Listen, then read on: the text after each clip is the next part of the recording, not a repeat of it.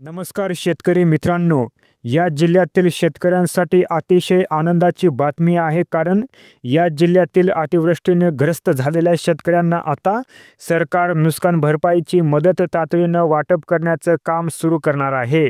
कारण यावर्षी ढगफुटी पावसामुळे हातातोंडाशी आलेल्या पिकांचं अतोनात नुकसान होऊन शेतकऱ्यांवर मोठं संकट कोसळलं आहे. मूग, उडीद, सोयाबीन, तूर, मका, फळबागांचं या पावसामुळे प्रचंड मोठ्या प्रमाणावर नुकसान झालं आहे. तर दुसरीकडे घरांची पडझड झाली आहे, जनावरे दगावले आहेत, असे अनेक मोठमोठे संकट यावर्षी शेतकऱ्यांवर येऊन कोसळले आहेत. यातूनच आता शेतकऱ्यांना थोडा हातभार मिळावा यासाठी राज्य सरकार आता या जिल्ह्यातील शेतकऱ्यांना नुकसान भरपाईची मदत वाटप करण्याचं कार्य सुरू करणार आहे.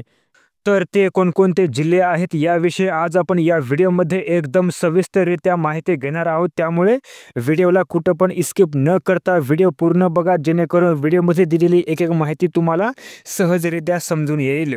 जर तुम्हाला हा व्हिडिओ आवडत असेल किंवा या व्हिडिओमधली माहिती आवडत असेल तर या व्हिडिओला एक लाईक नक्कीच करा आणि असेच व्हिडिओ पुन्हा पाहण्यासाठी चॅनलला सबस्क्राईब करून घ्या व कमेंट करून सांगा तुम्ही हा व्हिडिओ राज्यातील कोणत्या जिल्ह्यातून पाहत आहात ते.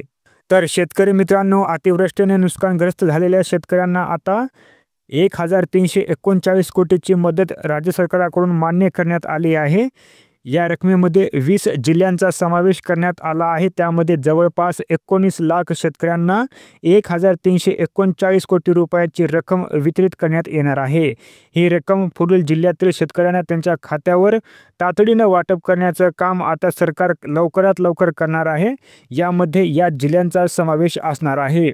तर अमरावती, अकोला, यवतमाळ, बुलढाणा, वाशिम, गोंदिया, भंडारा, गडचिरोली, वर्धा, नागपूर, कोल्हापूर, हिंगोली, बीड, लातूर, धाराशिव, नाशिक, धुळे, नंदुरबार, जळगाव आणि अहिल्यानगर या 20 जिल्ह्यातील 19 लाख शेतकऱ्यांना ही रक्कम त्यांच्या खात्यावर वितरित करण्याचं काम आता राज्य सरकार करणार आहे.